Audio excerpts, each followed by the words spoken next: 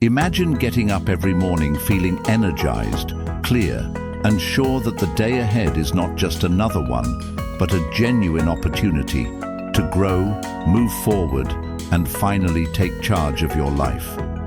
But let's get real for a second. How often do you actually wake up feeling this way?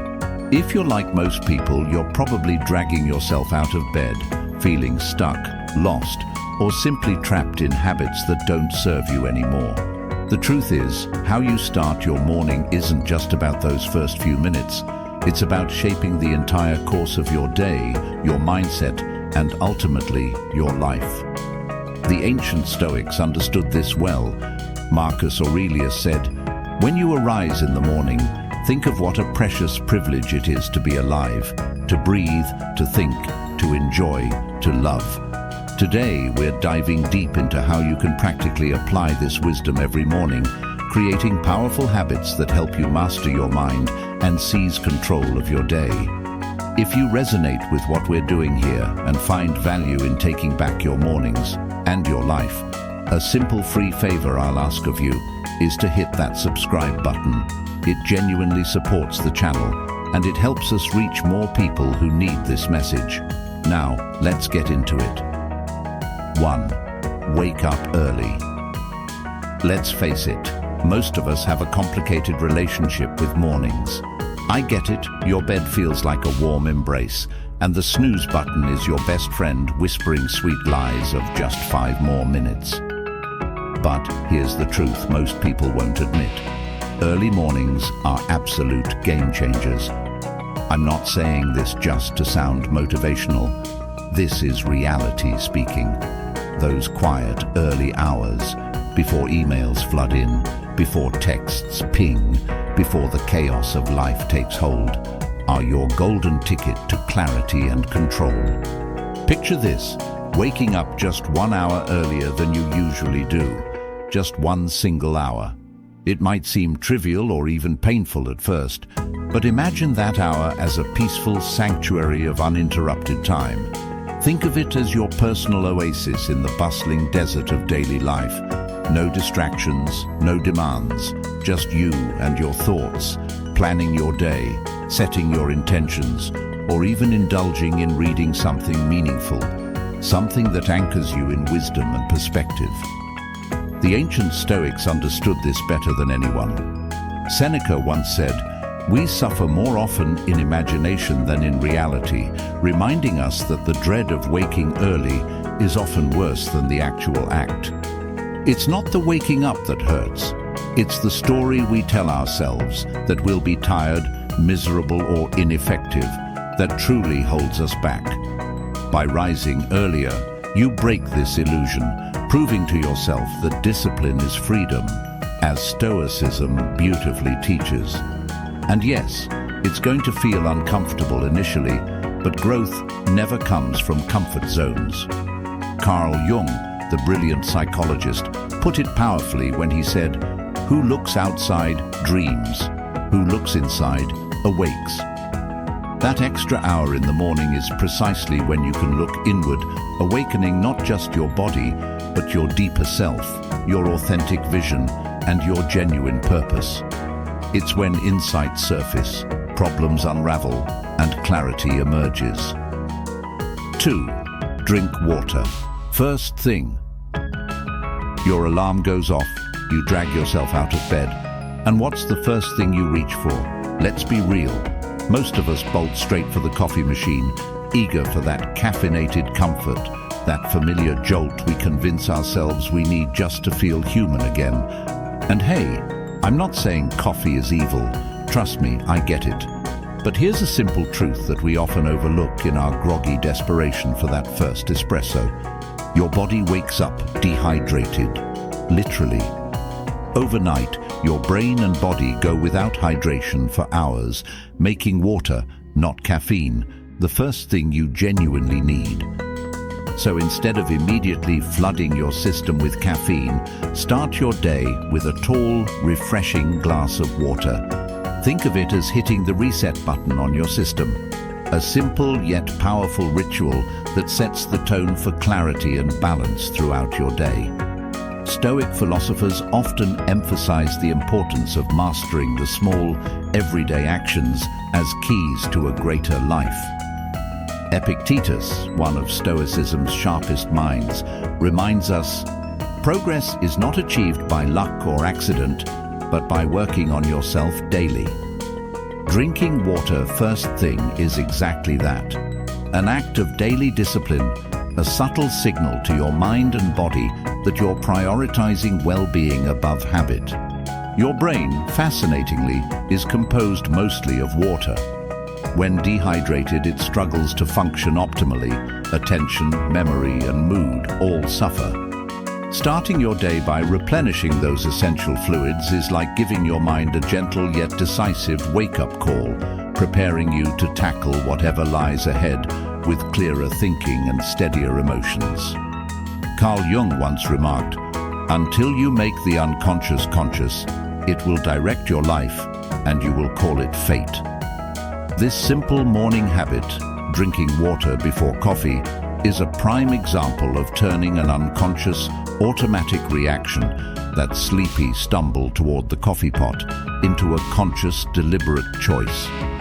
It's about reclaiming control over your impulses, choosing wellness and clarity first, rather than habitually reaching for instant gratification. Third, skip the phone scroll. Your morning is sacred ground. It's a blank canvas, a fresh start, an open field of possibilities. And yet, most of us sabotage it instantly by grabbing our phones and plunging into the chaos of notifications. That immediate rush of digital input floods your mind with anxiety, distractions, and stress, hijacking your day before it even has a chance to begin. Think about it. One moment you're lying comfortably, enjoying the last remnants of restful peace, and the next you're tangled up in emails, breaking news alerts and Instagram stories from people you barely remember meeting. Why hand over control of your precious morning clarity to random updates and algorithms? Stoicism teaches us to guard our inner peace fiercely. Marcus Aurelius famously advised, "You have power over your mind, not outside events. Realize this, and you will find strength." Your phone is the gateway through which countless outside events invade your mental sanctuary every morning. By delaying that scroll, even just 30 minutes, you reclaim the power to choose your thoughts rather than reacting to whatever the digital world throws at you. Carl Jung also warned us clearly, "We are not what happened to us. We are what we choose to become." Each morning, you face a crucial choice. Will you become someone driven by external pressures and distractions, or will you deliberately shape your day around intention and self-awareness? Skipping that morning scroll doesn't just protect your mental state, it cultivates a stronger sense of self. You start the day knowing exactly who's in charge, you, not your feed. Consider how different your morning feels when you trade the screen for a moment of silence or reflection.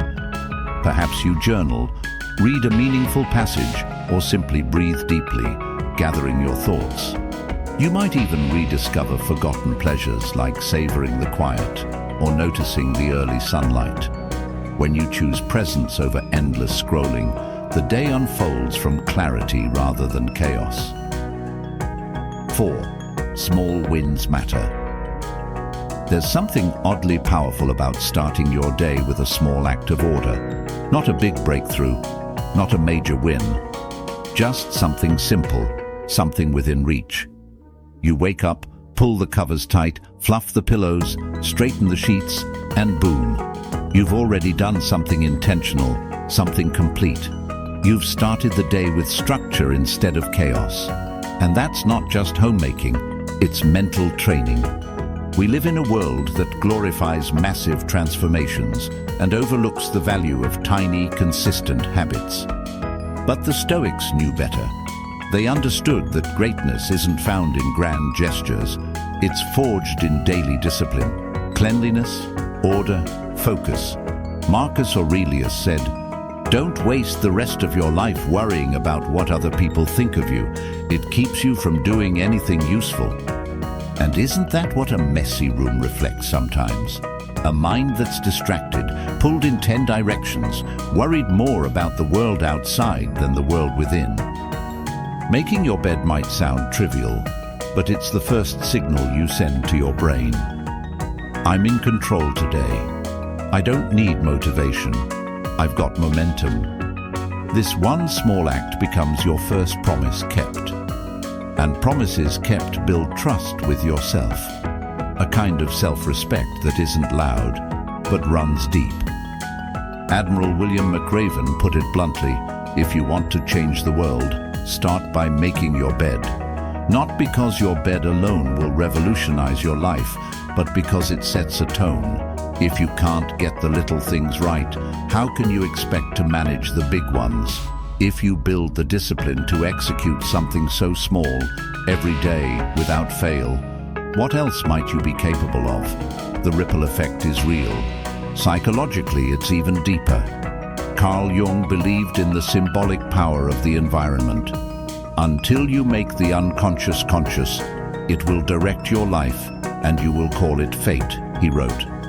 That cluttered space around you, it's not just messy, it reflects inner noise, unprocessed thoughts, unresolved emotion. Tidy your environment, and you often find your thoughts follow. A made bed isn't just aesthetics, it's psychological alignment. This is how the Stoics lived, not with perfection, but with purpose. They started each day by asserting control over their time, their space, and their mindset. Making your bed is about beginning the day on your terms. It's a declaration. I will not be ruled by disorder. I will not allow my environment to set the tone for my mind. I choose discipline, even in the smallest things. Fifth morning movement. Some mornings it feels like your body is dragging your soul behind it. Heavy limbs, foggy head, zero motivation. But the problem isn't that you're lazy or broken, it's that your system is still asleep. Your mind might have opened its eyes, but your body hasn't caught up yet. And until both are in sync, you're operating on low power. The fastest way to snap that connection into place: move. You don't need to crush a workout or sweat through your shirt before breakfast. This isn't about chasing six-packs or fitness PRs. It's about one simple thing: activating your life force. Movement, gentle, deliberate, even slow, is your body's way of saying, I'm here, I'm ready, let's go. A few stretches, a walk around the block, some squats or yoga poses. That's it. Just enough to wake up the nervous system, get the blood flowing, and remind your brain that you're not a machine, you're alive. The Stoics valued physical strength not for vanity, but for vitality. Epictetus once said, "No great thing is created suddenly." That includes your energy, your discipline, your sense of control. It builds slowly, habitually, day by day. Movement in the morning isn't a workout, it's a ritual, a quiet act of self-respect that echoes through your mood, your focus, and even your relationships. There's psychology behind this too. Carl Jung believed in the deep link between body and mind, between what's unconscious and how it speaks through our flesh. He said, the body is merely the visibility of the soul, the psyche. If you're stiff, locked up, or physically dormant, what's your psyche saying? That it's stuck, repressed, tired. Get your body moving, and the mind often follows, not the other way around. And there's something else, the emotional reset that comes with motion. Feel anxious? Move. Feel stuck? Move. Feel sad, unmotivated, uninspired? Move. Motion disrupts stagnation. It doesn't have to be elegant or choreographed. You just have to start. Because once momentum kicks in, it creates a domino effect. Energy rises, clarity emerges, and suddenly you're not just going through the motions, you're steering your day with purpose. Seneca reminded us that It is not that we have a short time to live, but that we waste a lot of it. And let's be honest, how many mornings are wasted by scrolling in bed, laying still, waiting to feel like it? Don't wait. Don't negotiate. Just move. Do it before your excuses catch up. 6. Shock your mind awake. There's a moment right before you step into a cold shower where your brain screams, "Nope, not today." And it's in that exact moment, when every part of you wants to retreat, that the transformation begins. That hesitation, that resistance, that's your comfort zone digging in its heels. But if you've been chasing mental strength, emotional clarity, or even just a sharper start to your morning, here's your entry point. Cold water, no filters, no fluff, just you, your breath, and your will. Now, let's get this out of the way. Yes, it sucks at first. It's not supposed to feel good, but that's the point. The Stoics were obsessed with voluntarily facing discomfort, not because they liked suffering, but because they knew something most of us forget. Comfort breeds weakness. Marcus Aurelius wrote, "It is not death that a man should fear, but he should fear never beginning to live." In a world built on avoiding discomfort, stepping into a cold shower is a radical declaration that you're choosing to live, with intention, courage, and grit. Psychologically, cold exposure jolts you into the present. The shock to your system pulls you out of mental fog and forces you to breathe deeply, focus, and override your instincts to flee. That's neuroplasticity in action, your brain rewiring itself to handle discomfort with less panic and more poise.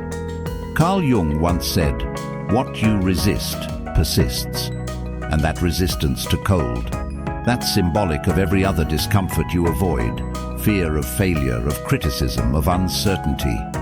Face the water, and you begin learning to face the rest. It also builds what the Stoics called fortitude, mental resilience. Seneca believed in training the body and mind for adversity. He fasted, he wore rough clothes, he did hard things, not for the struggle, but for the strength it gave him. Cold showers are a modern version of that, a daily practice of resistance training for your nervous system. You step in, you breathe through the shock, and in doing so, you prove to yourself that you can endure discomfort without flinching. That kind of confidence doesn't stay in the bathroom. It follows you into work, into relationships, into life. And then there's the physiological benefit.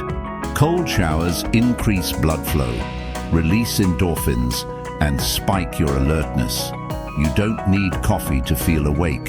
You need courage. That icy rush clears out the mental cobwebs and drops you straight into the moment. Alert, energized, present. But here's the thing, you don't have to start with 5 minutes. Start with 30 seconds. Just a blast of cold to end your warm shower. One moment of shock, one small win, one chance to say, "I do hard things."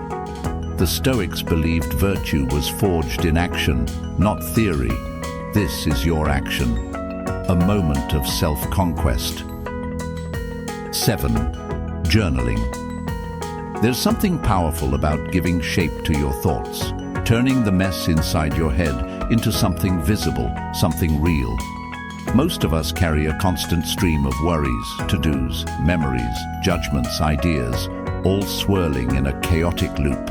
And left unchecked, that loop becomes a trap.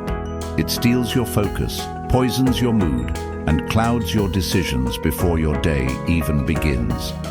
That's why journaling isn't some artsy trend, it's mental hygiene. A few minutes with a pen and paper can do more for your clarity than hours of overthinking ever will. The act is simple. Sit down and write. No rules, no grammar police. Just a raw, honest release of whatever's sitting in your chest or cluttering your mind. It might be a lingering worry from yesterday, a vivid dream, a flash of gratitude, or a sharp piece of self-reflection. Let it pour out. Don't filter. Don't edit. This is not about writing something beautiful. It's about emptying the mental junk drawer before the day fills it up again. The Stoics practiced this centuries ago. They wrote letters to themselves, reflections, reminders, warnings. Marcus Aurelius kept a journal we now know as Meditations, never meant to be published, never written for others, just private, personal notes to keep his principles sharp and his ego in check. In one passage he says, "The impediment to action advances action. What stands in the way becomes the way." That line may never have existed if he hadn't written it down, if he hadn't processed his challenges with ink and insight. Journaling didn't just help him reflect, it helped him govern an empire with composure. Modern psychology backs this up too. Carl Jung believed the unconscious mind constantly tries to communicate with us, often through symbols, moods, and dreams.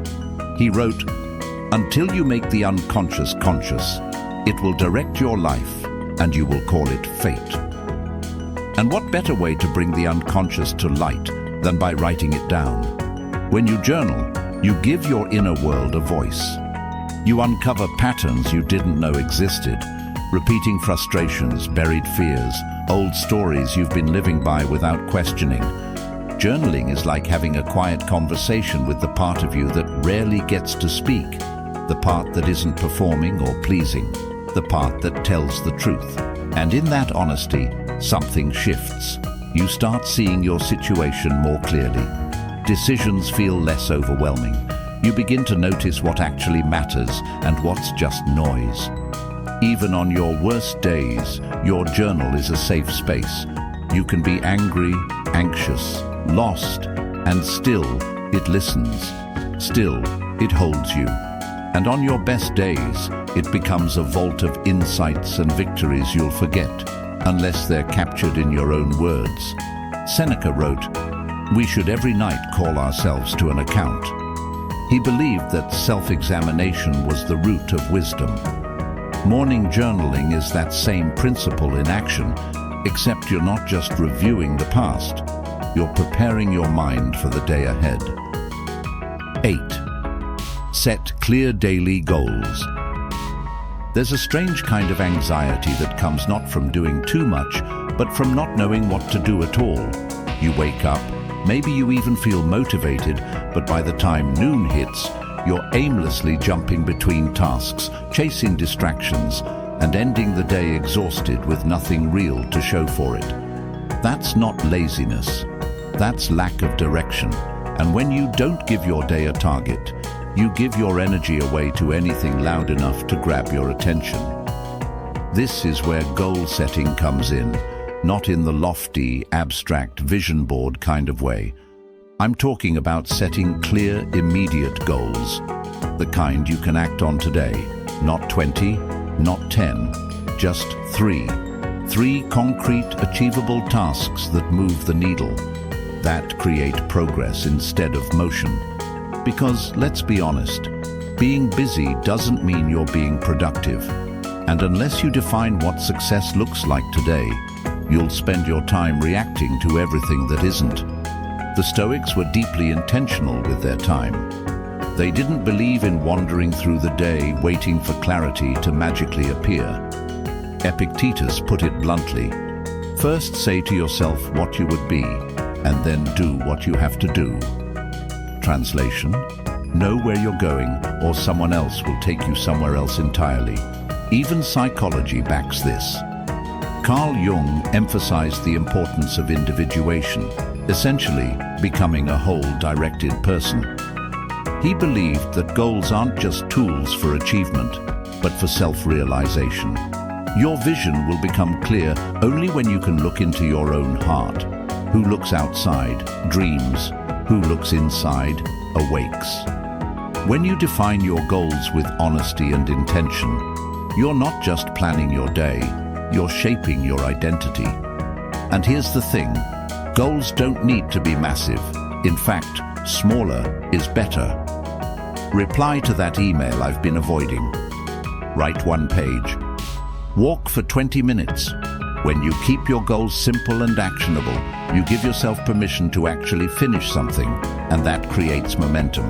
Accomplishment isn't about size, it's about completion. Because one finished task builds confidence, 10 half-done ones, they build frustration. 9. Feed your mind. Most people don't realize how fragile their mental state is in the morning. You wake up and within seconds your brain is scanning for input, something to react to, something to attach to. And what do most of us give it? Doom scrolling, outrage, clickbait, headlines that spike cortisol before you've even had breakfast. The worst part, you barely notice it's happening. You think you're catching up, but what you're really doing is feeding your mind junk and expecting it to carry you through a meaningful day. Here's the truth. Your mind is hungry the moment you wake up. It craves direction, purpose, clarity, and just like your body performs better when you fuel it with clean food, your thoughts perform better when you fuel them with clean content. If you feed your mind noise, you get confusion. If you feed it substance, you get strength. The Stoics knew this long before smartphones existed. They believed the first thoughts of your day should be chosen, not inherited from the world. Seneca wrote, "Associate with people who are likely to improve you." In modern terms, that includes the content you consume. Books, essays, philosophy, podcasts. These are your morning mentors. 10 pages of something that elevates you, grounds you, or even challenges your assumptions will do more for your growth than hours of passive scrolling ever could. And it's not about becoming some rigid intellectual. It's about being intentional. You're choosing what kind of thoughts you want, shaping your decisions. What kind of emotions you want leading your conversations. What kind of values you want guiding your life. Because whether you know it or not, you're being shaped. Every morning, every input. Carl Jung said, "You are what you do, not what you say you'll do." And reading, feeding your mind deliberately, is doing something. It's action, not just wishful thinking. Even Marcus Aurelius began each day with meditations, not strategy briefings, not political drama, but inward reflection grounded in philosophy. Why? Because he knew that before he could lead others, he had to lead himself. And leading yourself starts with the ideas you choose to absorb. This doesn't have to be a massive lifestyle shift. You don't need to devour an entire book before sunrise. Start small, 10 minutes, a few pages, a podcast episode that speaks truth into your ear instead of noise. Think of it as tuning your instrument before a performance. You're aligning your thoughts with what matters most before life starts demanding things from you. 10. See yourself succeed. Some people wake up and stumble straight into their day, half asleep, already reacting to whatever life throws at them. But others, those who seem calm, clear and centered, start differently. They take a few quiet minutes to see the day before they live it. Not on a screen, not in a planner, but in the theater of their own mind. They close their eyes and picture who they want to be, how they want to move, how they want to respond. Not perfectly, but with purpose, and it makes all the difference. Visualization might sound abstract or even woo-woo to some, but it's one of the most grounded, science-backed practices for shaping real results. When you imagine yourself succeeding, actually see it in detail, your brain begins to create the neurological pathways needed to turn that vision into reality. You prime your mind to expect success, to notice opportunities, to filter distractions. It's not magic, it's biology. And when done consistently, it can help rewire your mindset to act in alignment with your goals instead of your fears. Stoicism understood this long before neuroscience caught up. The Stoics practiced a form of mental rehearsal called premeditatio malorum, a reflection on what could go wrong, not to catastrophize, but to prepare. But they also believed in contemplating who they wished to become. Epictetus said, "Practice yourself, for heaven's sake, in little things, and then proceed to greater." Visualization is that practice. You're rehearsing strength, courage, clarity before the test arrives. You're training your inner world so that your outer world doesn't shake you so easily. Athletes like Michael Phelps used visualization daily, not once in a while, not just before a big event, daily.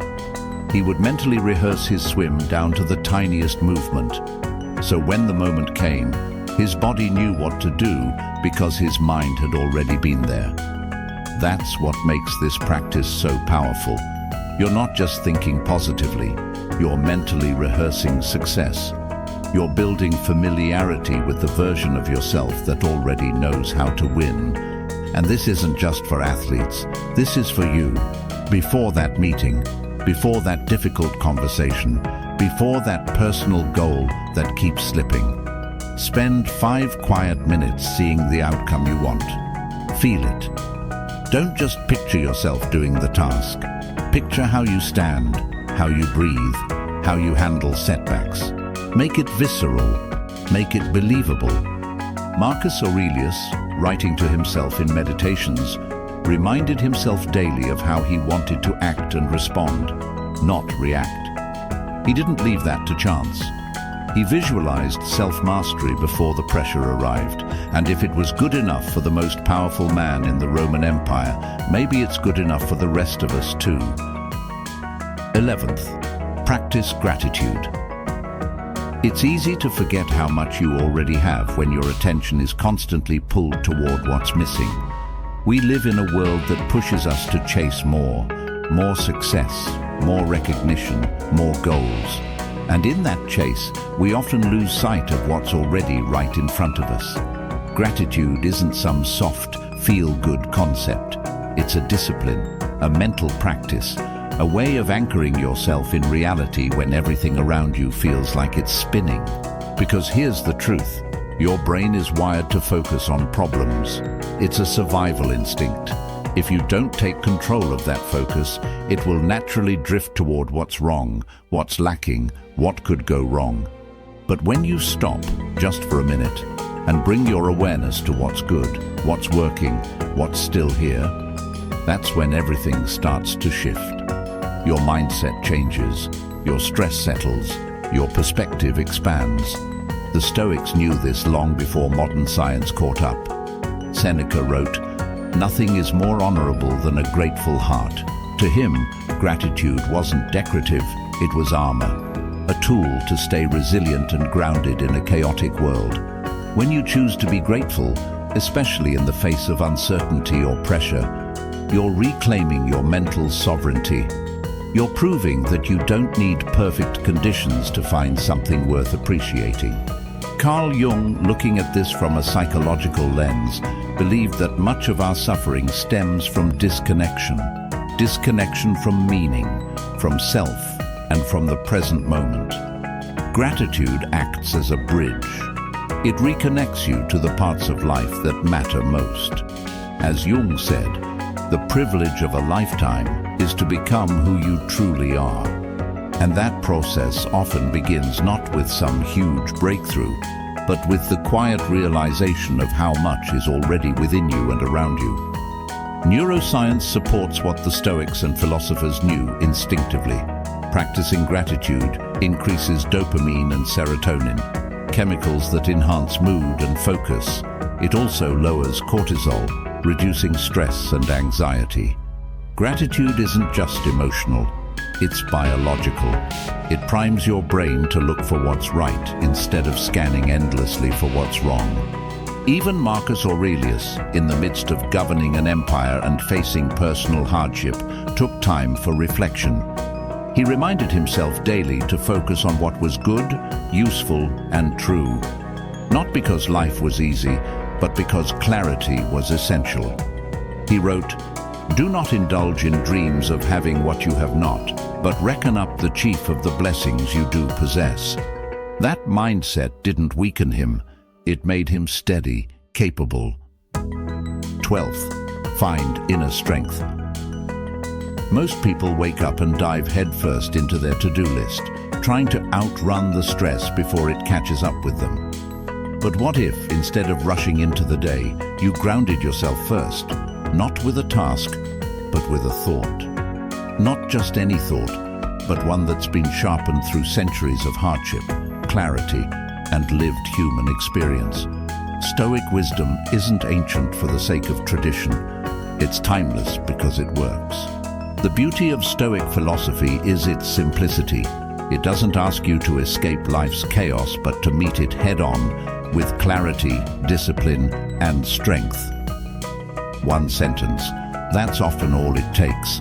One line from Marcus Aurelius or Epictetus, held in your mind like a compass, can keep you steady when the world starts spinning. Marcus Aurelius wrote, "The soul becomes dyed with the color of its thoughts." Let that sink in. The thoughts you carry with you aren't just background noise, they shape who you are becoming. Reflecting on Stoic wisdom each morning helps you choose those thoughts deliberately. You're not just reacting to life, you're preparing for it. It's like putting on emotional armor. When you begin the day by reflecting on a single Stoic idea, you're setting your psychological tone. You're deciding in advance how to respond to setbacks, interruptions, criticism, or uncertainty. Instead of flinching, you move with intention. Instead of spinning in circles, you return to center. This is what Epictetus meant when he said, "It's not what happens to you, but how you react to it that matters." Psychologically, this kind of reflection has deep roots. Carl Jung emphasized the importance of examining our inner landscape daily. He believed that if we fail to reflect consciously, our unconscious mind ends up directing our behavior without us realizing it. He once said, "Your visions will become clear only when you can look into your own heart. Who looks outside dreams. Who looks inside awakes." Morning reflection, then, isn't just philosophical, it's psychological self-defense. You don't need hours, you don't need a full journal entry or a meditation cushion. Just pick a quote, one sentence that speaks to you. Read it, sit with it, ask yourself what it really means, not in some abstract, distant way, but in your life. How does this apply to that meeting you're nervous about? To the relationship you're navigating, to the challenge you've been avoiding? Stoicism isn't meant to stay in books. It's meant to live in your decisions. The more often you do this, the more grounded you become. You start to notice when your mind wants to spiral into drama, when your ego wants to lash out, when your fears want to run the show.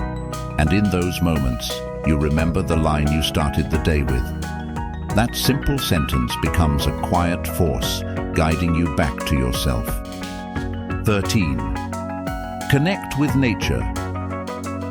There's a kind of exhaustion that has nothing to do with sleep. It's the weight that builds up when your life is lived entirely indoors, beneath fluorescent lights, behind screens, under pressure. It's when your mind is overstimulated and your body underwhelmed. You're constantly plugged in, constantly reacting, and slowly, almost without noticing, you become disconnected from the world, from your body, from yourself. Sometimes the simplest solution isn't more productivity or more stimulation, it's stepping outside. It sounds basic, almost too basic to matter.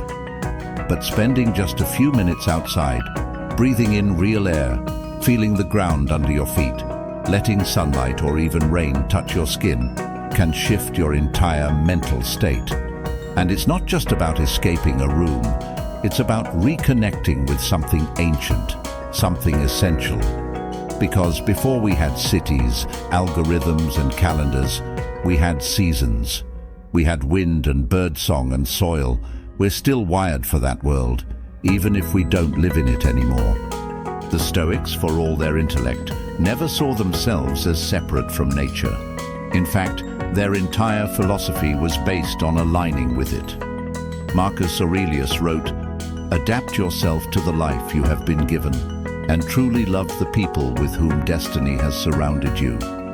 That includes the world around you. Nature wasn't just a backdrop to the Stoics. It was a teacher, a reminder that everything changes, everything flows, and everything is connected. Carl Jung took a similar view, though through a psychological lens. He believed that modern man suffered not just from trauma, but from a deep disconnection with the natural world. He said, "Natural life is the nourishing soil of the soul." When we lose contact with that soil, literally and metaphorically, we begin to feel ungrounded, anxious, restless. It's no coincidence that a short walk in the woods can calm you more than hours of overthinking ever could. And no, you don't need to go on a weekend retreat in the mountains. Start small. Step outside for 5 minutes in the morning. Feel the cold of the air or the warmth of the sun. Notice the sky, the trees, the birds, the stillness. It's not about turning it into another task. It's about letting nature remind you of what still exists outside the curated chaos of your schedule. The Greek philosopher Heraclitus once said, "Nature loves to hide." But it's not hiding from you. It's always there, waiting, offering stillness, perspective, beauty, and healing. The more time you spend in it, the less reactive you become. The less urgency everything seems to carry. The more human you start to feel again. 14. Fuel for your mind.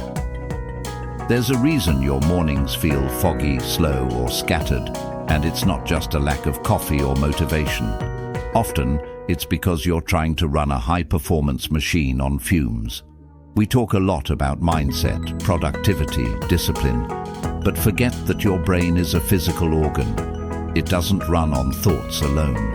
It runs on fuel, and the quality of that fuel matters more than we like to admit.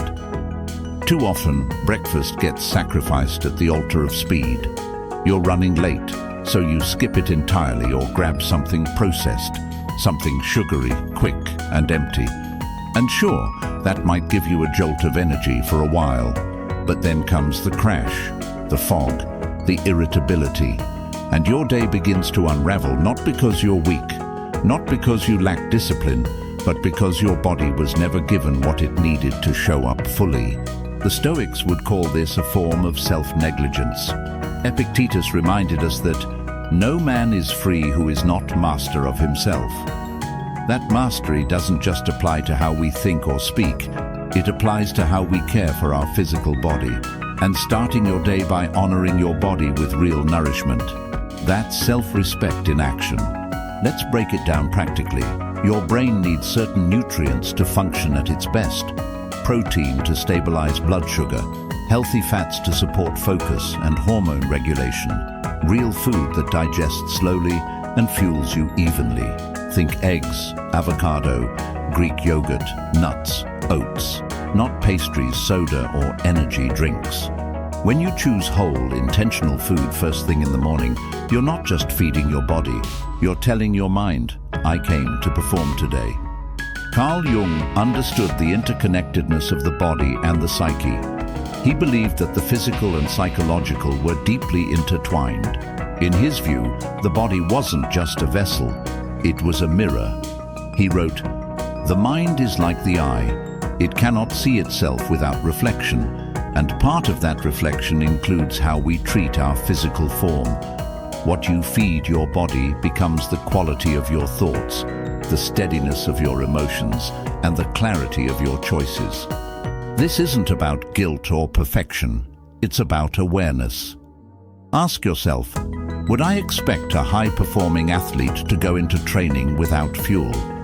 Would I expect a surgeon to perform with shaky hands and a light head? Then why expect yourself to think clearly, act decisively, or stay grounded when your most basic needs are unmet? 15. Speak life into your day. Some mornings, the hardest battle isn't getting out of bed. It's facing the voice inside your own head. That subtle, quiet inner critic that shows up before your feet even touch the floor. The one that whispers doubts, replays yesterday's mistakes, and casts a shadow over your confidence before you've had a chance to prove yourself. It's not loud, but it's persistent. And if you don't counter it, it sets the emotional tone for your entire day. That's why affirmations aren't just positive thinking exercises, they're strategic counterattacks. When done with intention, they're like verbal armor. You're not just saying words, you're rewriting the internal script that's been running on autopilot for years. You're choosing thoughts that align with who you want to become, not who your fears say you are. Marcus Aurelius understood this deeply. As Emperor of Rome, he started his days not with external proclamations, but with inner declarations. In meditations, he reminds himself, the soul becomes dyed with the color of its thoughts. He knew that whatever thoughts you repeatedly speak, repeat, or focus on, those are the thoughts that color your reality. They shape your behavior, your perception, and eventually your identity. Affirmations are simply a tool for conscious coloring. They take a few seconds, but they ripple out into how you speak, act, and show up throughout the day. Saying something like, I control how I respond, or today, I choose clarity over chaos, may feel strange at first, but your brain is always listening, even when it's you talking to yourself. Carl Jung, from a psychological perspective, emphasized the power of language in shaping our identity. He once wrote, "Words are animals, alive with a will of their own." When you speak words of power, direction, and grounding, you're not just making noise, you're calling something to life. You're speaking not only to yourself, but into yourself. You're reminding your subconscious who's in charge. This doesn't mean you have to shout affirmations into a mirror or recite cheesy slogans that don't resonate with you. The key is sincerity. Choose words that feel rooted in truth, even if they stretch you. Say them with intent. Speak like you're planting something in the soil of your mind, not just throwing phrases into the wind. And when you say them out loud, not just in your head. Sound has power. Vibration reinforces belief. When your own voice speaks confidence, resolve, or peace, it becomes harder for doubt to interrupt. Even if your voice shakes, even if it feels awkward, say it anyway. You're not speaking for who you are now, you're speaking for the person you're becoming. Seneca said, "We become brave by doing brave acts." The same is true of confidence. You don't become confident and then speak confidently. You speak confidence, especially when it feels hard, and slowly you become it. Affirmations are one of the simplest, most direct ways to practice that bravery daily. You don't need to control the whole day. You just need to own your morning. Because how you begin is how you live. Every small decision, every quiet moment of intention echoes through the rest of your life. Strength, clarity, peace. They're not found, they're practiced. If this message spoke to something inside you, there's another video waiting on the screen right now that will take you deeper. Something tells me it's exactly what you need next. Thank you for being a part of Stoic Journal, where we don't chase perfection, we train for presence. Until next time, stay steady, stay grounded, and keep walking the quiet path forward.